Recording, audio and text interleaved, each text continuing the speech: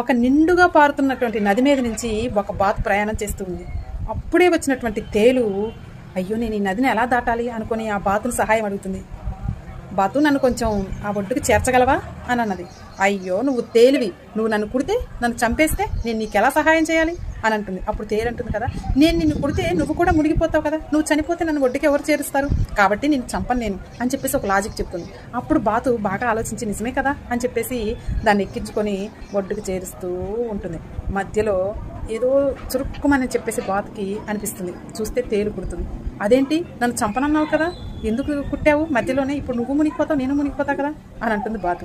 అప్పుడు తేలు అంటుంది, ఏం చేయను, నా నైజం అది, కుట్టే నైజం నాది, నువ్వు మంచిగా చెయ్యి చెడే చెయ్యి, కానీ నా నేచర్ అనేది కొట్టడం చంపడమే అని అంటుంది. ఇప్పుడు ఈ స్టోరీ ఎందుకు చెప్తున్నానంటే మనుషులు కూడా మనల్ని బాగా నమ్మగలుగుతారు, అసలు లాజిక్లు చెప్పి మరి మనల్ని ఘోరంగా నమ్మిస్తారు, కానీ వాళ్ళ నేచర్ మాత్రం మార్చుకోలేరు. కాబట్టి కొత్త వ్యక్తులతో మీరు మాట ఇచ్చేటప్పుడైనా మాట తీసుకునేటప్పుడైనా చాలా జాగ్రత్తగా ఉండండి.